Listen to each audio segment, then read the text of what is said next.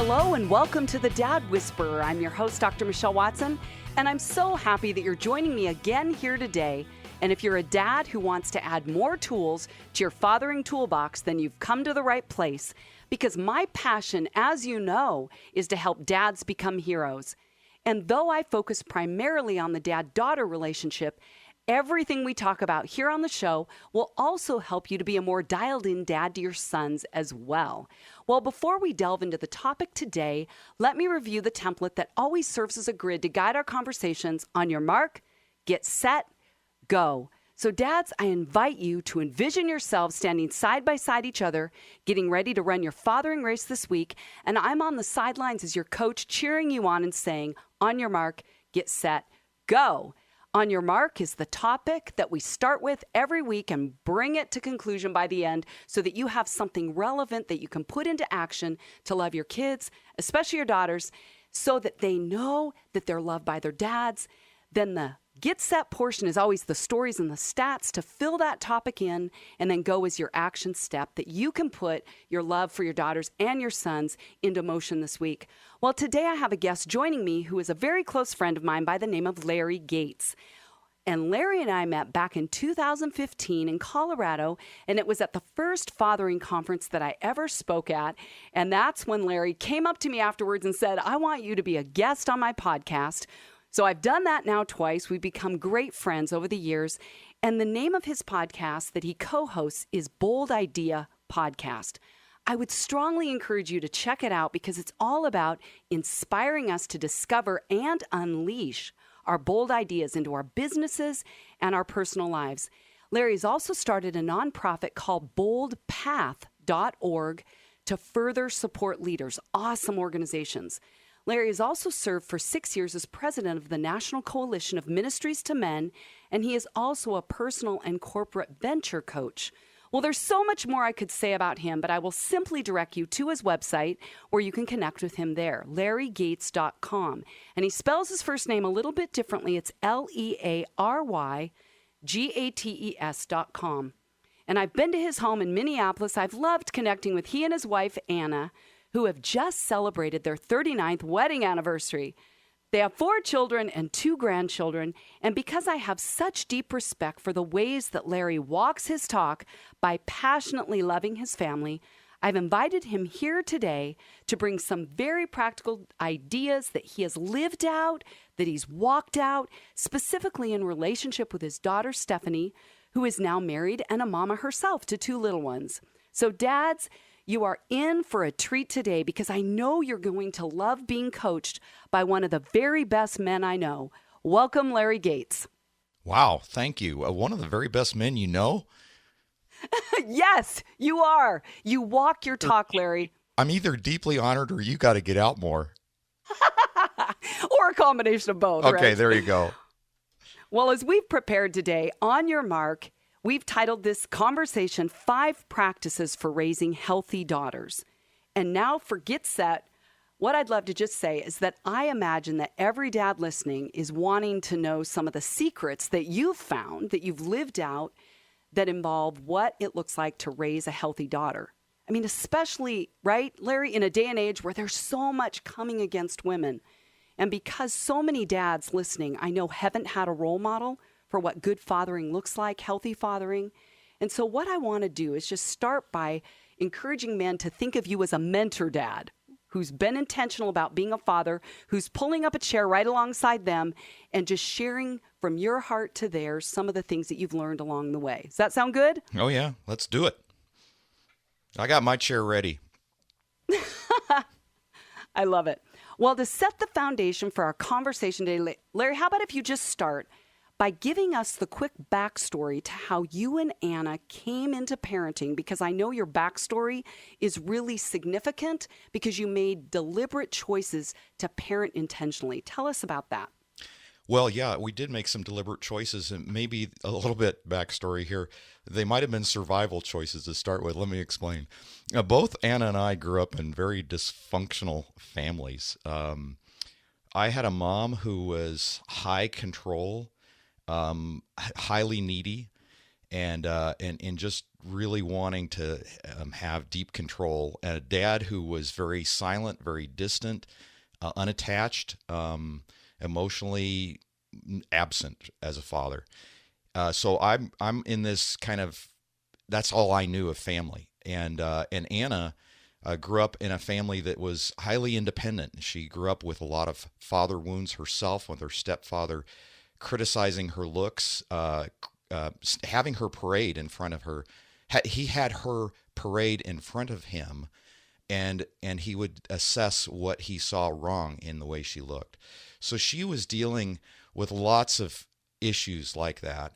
And I was also dealing with issues where I had a mom who, frankly, didn't want us to get married. And she thought that she would actually move in with me when I graduated from college, and Anna ruined those plans. So part of our strategy was, we knew that if we were going to set a healthy family and create a healthy family, it had to start with us and protecting our marriage. And we had to create a foreign policy, which meant we had to decide how we were going to behave with our families that had really a dysfunctional influence over us. So we left Colorado, we moved to Minnesota, and we started a family here. It took us quite a while, 7 years before we had our first child. And as you mentioned, we have 4. We went through 7 miscarriages, which is, a painful experience to go through. For those of you that may have had that experience, you know what I'm talking about.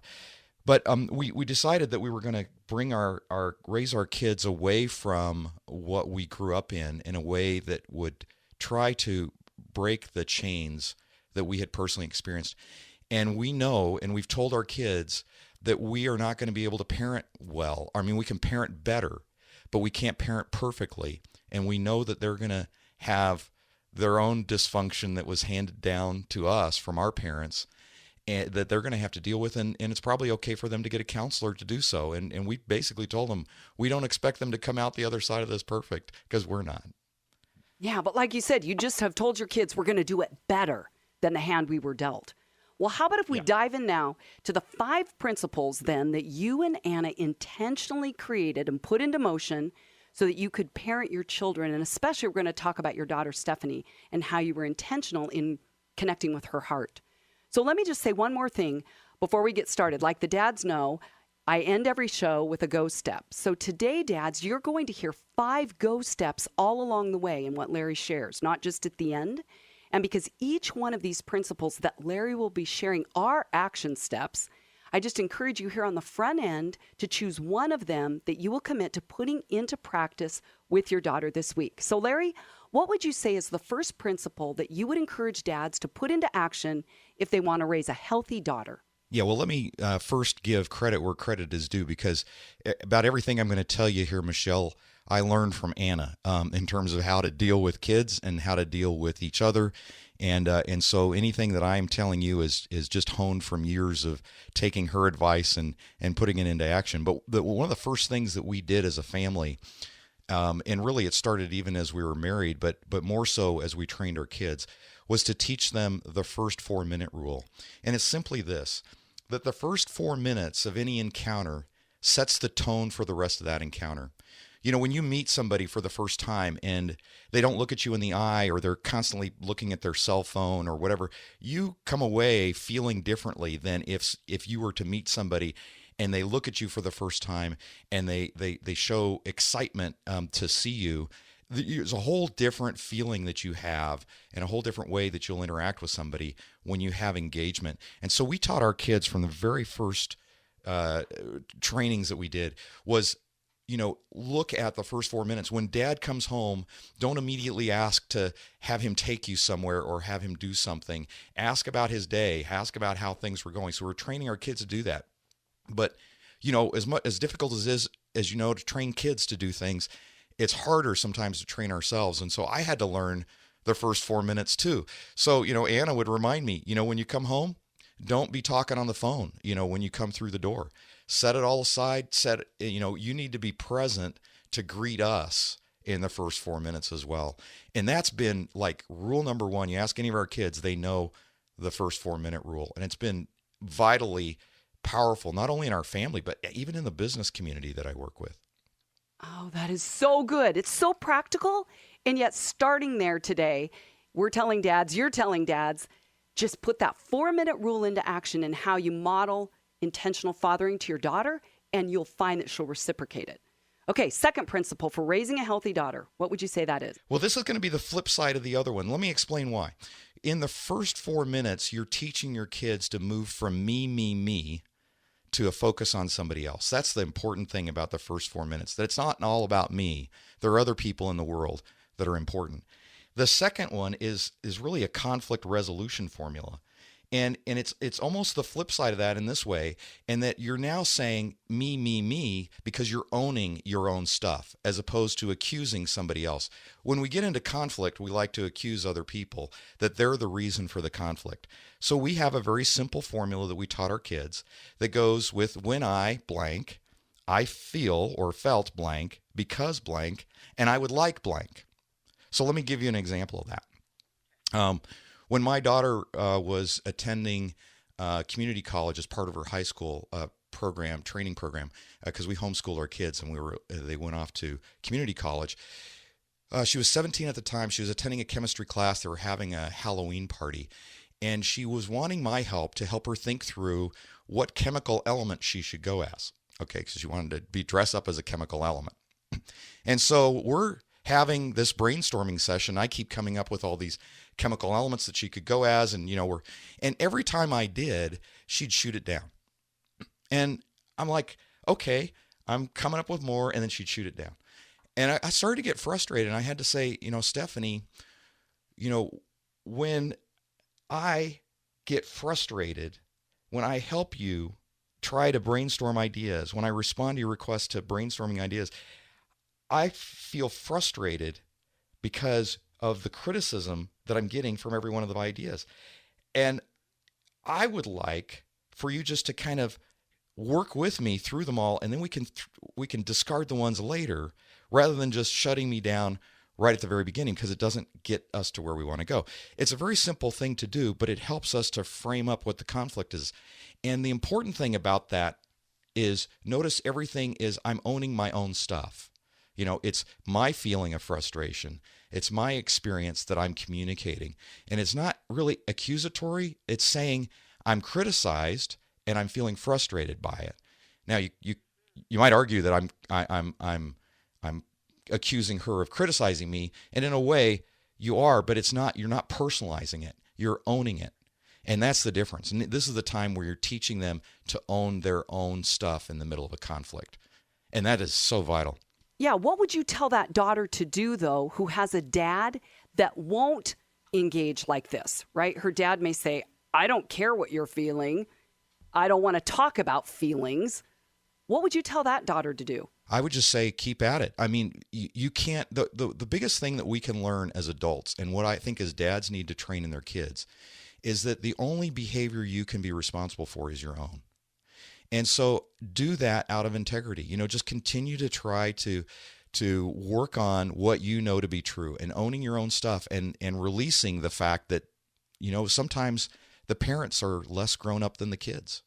And that's, there's not much you can do about that other than pray for them and own your own stuff and learn how to acknowledge the fact that you can't control their behavior. Yeah, there you go. Okay, so Larry, what would you say is the third principle for dads who want to raise healthy daughters? Okay, now this is really getting into some deep ground here for me especially, because on the Myers-Briggs, I'm 0 on the feeling scale. I mean, literally my score is 0.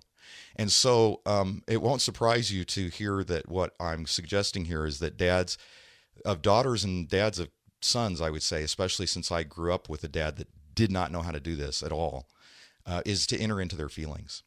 And again, this is an area that Anna really taught me about. And she taught me about paraphrasing versus paraphrasing.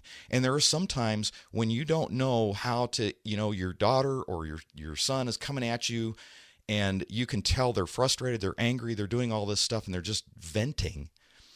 Sometimes it's helpful just to repeat, that is, to paraphrase exactly what you heard.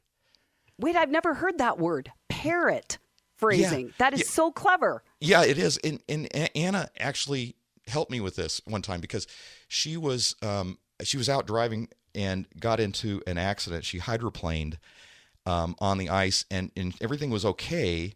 And I asked, are you okay? And she says, yeah. And as a guy, I'm like, okay, I checked the box. She's okay. I'm ready to move on.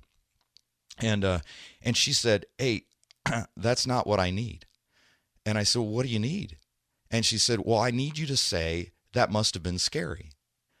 And I tried saying something. Well, yeah, I bet that was scary. I just repeated it back and paraphrasing. And she says, no, that's not what I need. I said, what do you need? I need you to say that must have been scary. And I said, you mean just like that? She says, yes, parrot it back to me. And don't paraphrase, parrot the exact words. And so I felt awkward because it's like, okay, this is kind of weird, So, but I'm playing along, and I said, that must have been scary to you. And immediately she just opened in a floodgate of tears. And it was able to have her release something there. And so sometimes we try to get too sophisticated, or we try to feel like we've got to do something to add value. And sometimes the best value you can have is just take their words and reflect it in a gentle way back to them so that they know they've been heard. Oh, that's so good. Well, if you're just joining us today, welcome. I'm Dr. Michelle Watson, the Dad Whisperer, and I'm talking today with my friend Larry Gates, and he's sharing 5 practices for raising healthy daughters. So, Larry, you've given us 3 practical ways that a dad can raise a healthy daughter. What's the next one? Well, here it is. There's always a choice. We need to train our kids to understand the power of volition. And I believe that that's probably the problem that you have with toddlers, is they're learning how to, assert their own authority and assert their rights, and, no, me, mine, all that stuff. And as we train our kids up, we need to train them that there's always a choice. And, when they're little, you can tell your kids, go put your toys up, which doesn't give them a choice. It's a command. But you can turn it into a choice. You can say, would you like to put your toys in this box, or would you like to put them in this box? Would you like to put your toys up by yourself, or would you like help? So you're accomplishing the same thing, but you're not giving them a command. You're giving them a choice. And we as guys tend to just be so task oriented that we're just like, just get the thing done. Just do the thing. And we don't understand the power of doing the thing with choice behind it. Because especially with daughters, and I think you see this, Michelle, in your counseling, I'm guessing, a lot of young ladies do not feel empowered to make a choice. They feel trapped. They feel that they need a guy to make a choice for them. And so one of the most powerful things that we can do as dads is to train our daughters that there's always a choice. There's always something that you can choose for yourself. It may not be a good choice. In other words, it may not be a choice that is easy, but you always have a choice. You are never a victim. And the most powerful thing, one of the most powerful things we can do as dads, especially with daughters, is to not have them think that their volition needs to be surrendered to anyone. They always have a choice. Oh, that's so good. I love that you were just highlighting the fact, Larry, that you were saying in your counseling practice, Michelle, with women, and I do work with men as well. But I so often say to my clients, remember this phrase, that you can make a choice and use your voice. And I love how Jesus did that, right? Yes. He modeled that. What do Yes. you want me to do for you? Yes. Right? He would ask that. You get to make a choice. You get to use your voice. And I think when a dad empowers his daughter by saying, here, what do you choose? I believe that you have it in you to choose well.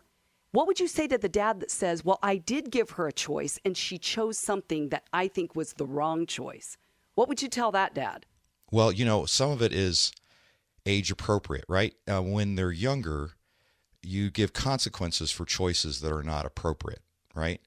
When they're older, I'm releasing my kids into their adult years. They have to make choices for themselves. I remember one time I was out with my son, and we were talking about something, and he's 22 at the time, and he says, well, Dad, what should I do? And I said, well, I won't tell you what you should do, but I'll help you think through your options. And he said, I don't want that. I want you to tell me what I should do. and so, even as we move into adulthood, there are times in our lives, I think all of us would like, it just hurts to have to make this choice. Can somebody just make it for me? And so the answer to your question, Michelle, kind of depends on where you're at in parenting your child.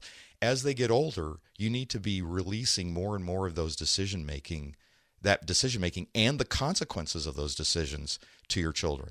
Yeah, I agree. In fact, I once had a friend who's a counselor say that the model that he and his wife used with their kids is that, okay, if you're launching your children by 18, where they're going to be out from under your roof, making their own decisions, by age 9, let them make 50% of their own decisions. By 14, 15, about 75%, which, my goodness, I don't know that that's always a model people go off of. But even about a month ago, I had a conversation with two parents whose daughter is a junior in high school and was making choices that they did not want her to make.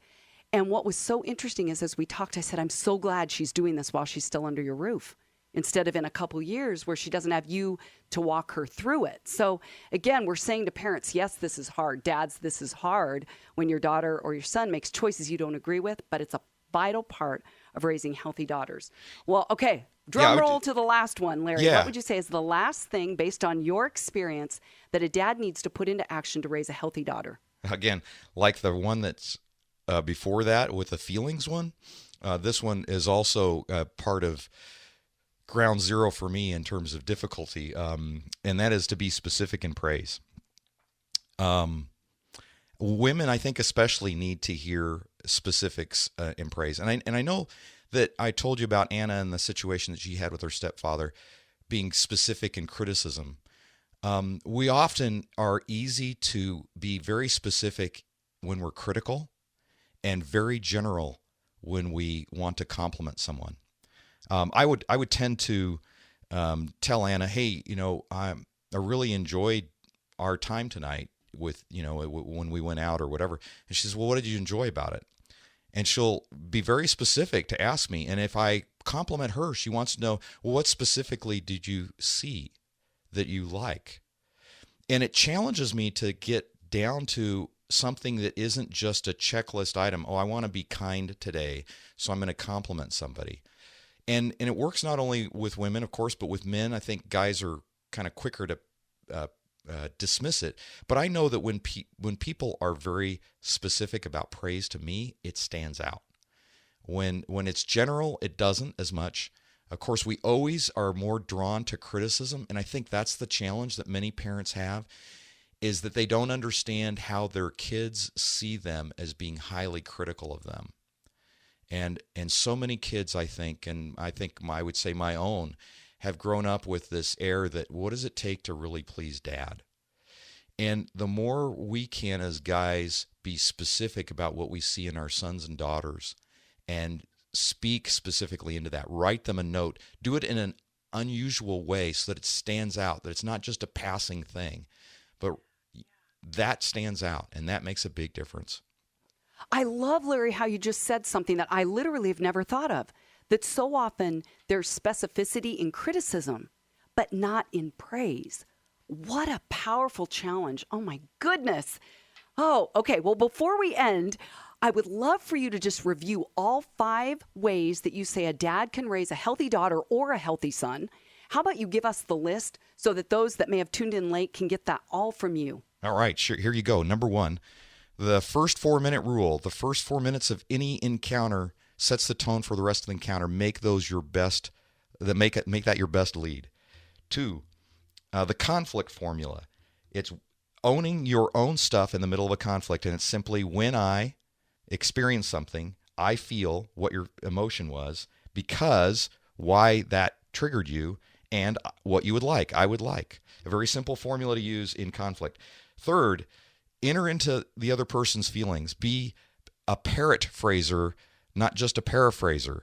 And then listen to the words that they use and take time to reflect those words back in a gentle way so that they understand that they've been heard. 4, teach them the power of volition. There's always a choice. This starts at the youngest age and goes all the way through adulthood when you have kids. Teach them there's always a choice and help them think through new choices. That can be the most powerful thing you do as a parent. Help them think through new choices they may not have thought of. And 5, get very specific in praise. Identify the thing, the detailed thing that they can be praised for, and it will stand out. Oh, so good. Well, on your mark today has been 5 practices for raising healthy daughters. You've heard from my friend, venture coach, and national leader of men, Larry Gates. So between today and next week, I encourage you dads to take his challenges to heart and put them into action. As always, you can go to my website at drmichellewatson.com and find free resources where you can sign up for my bi-monthly Dad Daughter Friday blogs.